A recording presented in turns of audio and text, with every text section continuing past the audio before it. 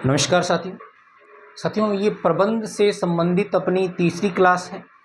जैसे जैसे क्लासें आगे बढ़ती जाएगी, टॉपिक की गहराई और उससे संबंधित जो पेपर में उठने वाले प्रश्न हैं उनका लेवल और अधिक अच्छा होता चला जाएगा। आज की क्लास में अपन डिस्कस करने वाले हैं दो महत्वपूर्ण पॉइंट्स को। पहला पॉइंट ये रहेगा कि प्रबंध की विकास यात्रा क्या है।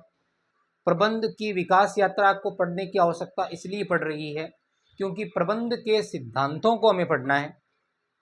प्रबंध के सिद्धांत हमें तभी समझ में आएंगे जब हम प्रबंध की विकास यात्रा को समझेंगे। तो चलिए सबसे पहले उसी टॉपिक को अपन स्टार्ट करते हैं। प्रबंध विचारधारा के विकास को अगर मैं एनसीईआरटी बुक के अकॉर्डिंग डिवाइड करूं तो ये 6 पार्ट में डिवाइड होती है। पहले तो 6 पार्ट समझिएगा। प्रारंभिक स्वरूप, क्लासिकी या परंपरागत विचारधारा, उसके बाद में नव क्लासिकी सिद्धांत, उसके बाद में व्यवहारिक विज्ञान का मार्ग, उसके बाद में अपने पास है प्रबंध विज्ञान और लास्ट है आधुनिक प्रबंध। इन 6 चरणों में चल करके यात्रा पूरी होती है। धीरे धीरे अपन समझने का प्रयास करेंगे और फिर अपन ये समझेंगे कि अपने लिए पेपर के लिहाज से इम्पोर्टेंट चीज़ क्या है। मैं आपको फिर याद दिला देता हूँ। वैसे तो अपन को सिलेबस में जो प्रबंध के सिद्धांत दिए गए हैं वो स्कूली स्तर पर दिए गए हैं, तो स्कूली स्तर के इर्द गिर्द ही एग्जामिनर रहेगा, लेकिन अपन पीछे के पेपर पैटर्न को नहीं भूल सकते। उसमें जिस टाइप के प्रश्न उठाए गए हैं वहां कहीं ना कहीं इनके सिद्धांतों के बारे में, इनकी विचारधाराओं के बारे में अपन को पता होना बहुत ज़्यादा जरूरी है। चलिए स्टार्ट करते हैं। सबसे पहले प्रारंभिक स्वरूप। साथियों प्रारंभिक स्वरूप है वो ईसा पूर्व की कहानियों से संबंधित अपन मान सकते हैं। जब मिस्र या अपन कह सकते हैं इजिप्ट में जो पिरामिड्स की जो बातें हैं, क्योंकि कहीं ना कहीं प्रबंध का मतलब होता है दूसरों से कार्य करवाने की कला। अब दूसरों से कार्य करवाने की कला का उत्कृष्ट नमूना वहां पर बने हुए पिरामिड से मिलती है, क्योंकि इतने ऊंचाई पर बने हुए जो पिरामिड्स हैं वो बिना किसी दक्ष कार्य करवाने वाले के संभव नहीं हो सकते। इतने सारे मजदूरों को इकट्ठा करना, यहां से पेपर के लिहाज से कोई प्रश्न नहीं बनता। सेकंड में पॉइंट पर डिस्कस करूंगा साथियों, वो है क्लासिकी या परंपरागत विचारधारा। अपने सिलेबस के लिहाज से ये पॉइंट सबसे ज्यादा महत्वपूर्ण बन रहा है। क्लासिकी या परंपरागत विचारधारा वो विचारधारा है जिसमें प्रबंध को सही मायने में प्रस्तुत करना शुरू कर दिया गया था। प्रबंध के सिद्धांत हैं उनका विकास है वो शुरू हो गया था। इसी परिप्रेक्ष्य में अपन को ध्यान में रखना है। यहां से अपन को दो महत्वपूर्ण विचारधाराएं डिस्कस करनी है। पहला है प्रशासनिक प्रबंध, जिसको एडमिनिस्ट्रेटिव प्रिंसिपल्स अपन कह सकते हैं। प्रशासनिक प्रबंध के सिद्धांत जो अपने सिलेबस का मेन बिंदु रहने वाला है, जिसके जनक हैं हेनरी फ्योल। दूसरा है वैज्ञानिक प्रबंध सिद्धांत, जिनका संबंध है एफ.डब्ल्यू. टेलर से। यहां से किस टाइप का प्रश्न बन सकता है तो ध्यान रखिएगा।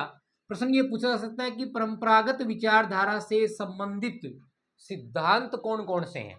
तो आपको ध्यान रखना है प्रशासनिक और वैज्ञानिक दोनों ही प्रबंध सिद्धांत हैं, इनका संबंध क्लासिक या परंपरागत विचारधारा के अनुसार है, यानी ये दोनों ही पौराणिक सिद्धांतों में शामिल है।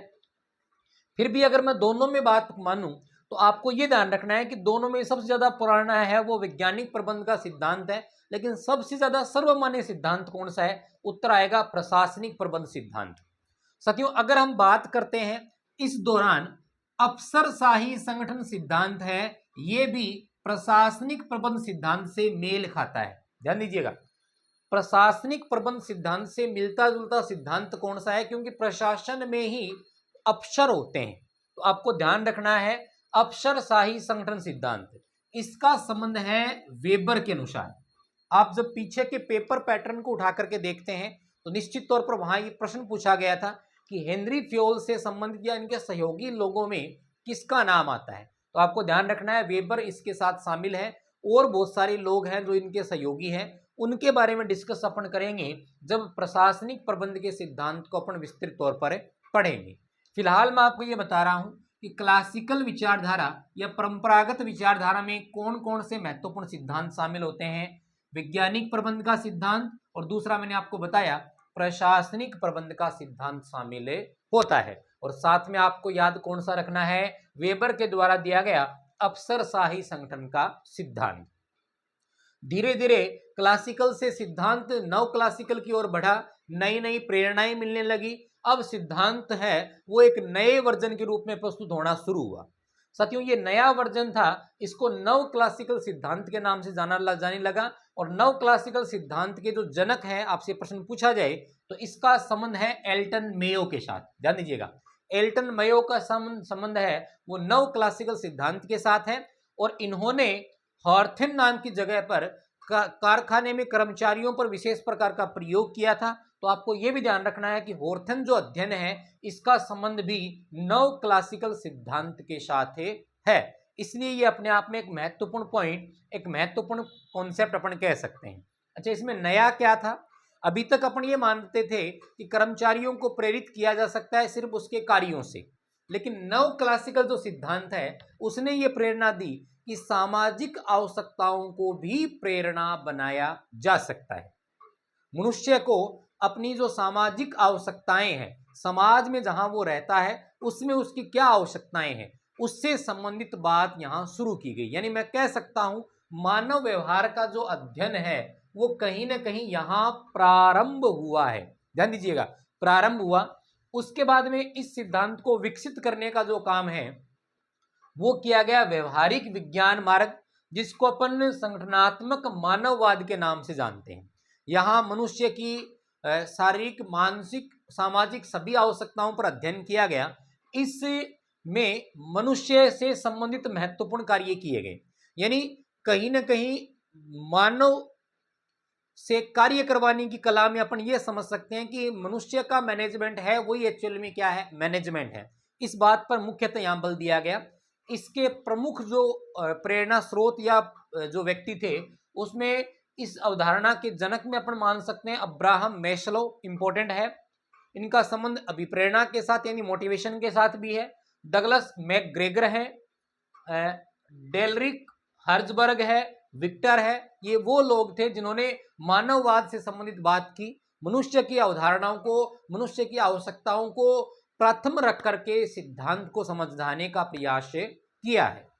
इसके बाद अपन बात करें प्रबंध विज्ञान। साथियों, ये अपने आप में एक ऑपरेटिंग कॉन्सेप्ट है, ऑपरेटिंग एनालिसिस अपन कह सकते हैं, जिसमें धीरे धीरे विकास के स्तर को मनुष्यों पर परीक्षण पर ध्यान दिया गया। और उसके बाद में वर्तमान स्वरूप की मैं बात करता हूं तो वर्तमान स्वरूप में प्रबंध पहुंच गया आधुनिक प्रबंध में। यहां से क्या क्या प्रश्न बन सकते हैं? पहला प्रश्न आपको सीधा पूछा जा सकता है किससे संबंधित है कि निम्न प्रबंधक है उसका संबंध कौन सी विचारधारा के अनुसार है। तो आपको ध्यान रखना है मानववाद से संबंधित कौन कौन लोग हैं। उसके बाद नव क्लासिकल सिद्धांत का प्रतिपादक कौन है और इसके द्वारा कौन सा अध्ययन किया गया। और सबसे इंपॉर्टेंट, मैं डबल टिक लगा रहा हूं, टिक टिक क्या लगा रहा हूं, मैं स्टार लगा रहा हूं। ये चीज हमें बड़े गहनता से इसका अध्ययन करना पड़ेगा। विचारधाराएं बहुत सारी हैं, ध्यान दीजिएगा।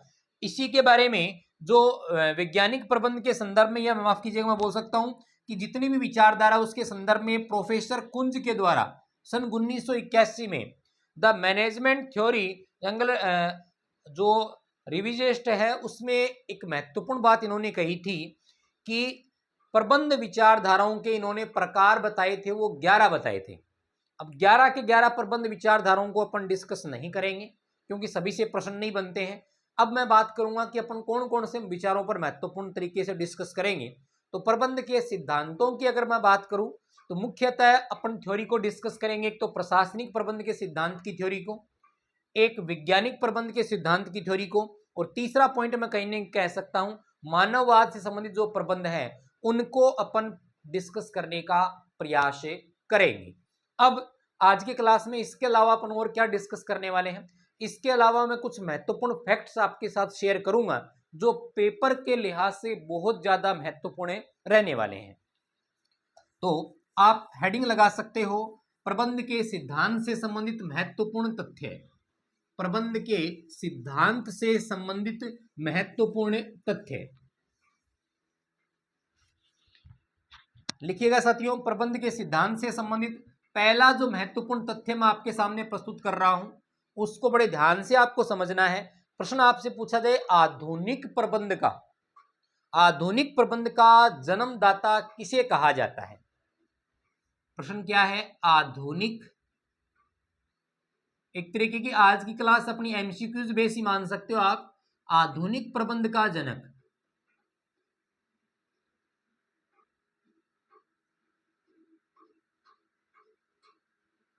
तो उत्तर आएगा हेनरी फ्योल। Henry Fayol. इसके पीछे कई कारण हैं। पहला कारण है कि हेनरी फ्योल ने पर्टिकुलर किसी प्रबंध के स्तर की बात नहीं की, ऑल ओवर प्रबंध की बात की। यानी सार्वभौमिक रूप में प्रबंध की परिभाषा जो दी गई थी वो इन्हीं के द्वारा दी गई थी, इसलिए इनको आधुनिक प्रबंध का जनक माना जाता है। सेकंड, जो अभी अपन पढ़ के आए हैं,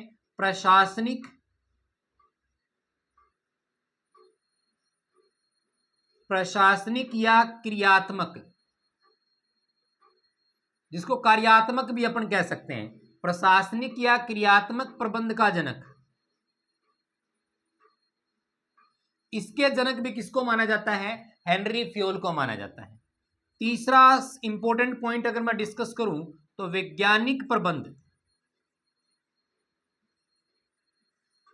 वैज्ञानिक प्रबंध के जो जनक हैं वो माना जाता है किसको? एफ.डब्ल्यू. टेलर को। ध्यान दीजिएगा, इसको मैं पर्यवेक्षक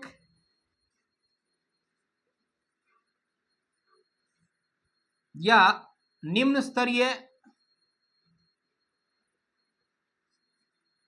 प्रबंध के जनक भी मैं कह सकता हूं। कारखाना जो पद्धति है उसके जनक भी अपन किसको कह सकते हैं? एफ.डब्ल्यू. टेलर को अपन इसके संदर्भ में कह सकते हैं। एक और इंपॉर्टेंट पॉइंट आपको दिमाग में रखना है कि प्रबंध गुरु की संज्ञा किसको दी गई है? प्रबंध गुरु, तो आप सबको पता है प्रबंध गुरु के नाम से जाना जाता है पीटर एफ. ड्रकर को। साथियों, पीटर एफ. ड्रकर आधुनिक प्रबंध विचारधारा से संबंधित था, जिसके बारे में